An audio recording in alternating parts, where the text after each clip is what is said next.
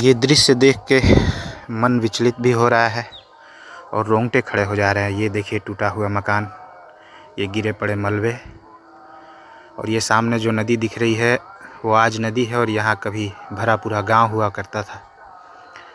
यहाँ कम से कम 300-400 लोगों की बस्ती थी, जो कि आज पूरी तरह से उजड़ चुकी है और सिर्फ पानी ही पानी है।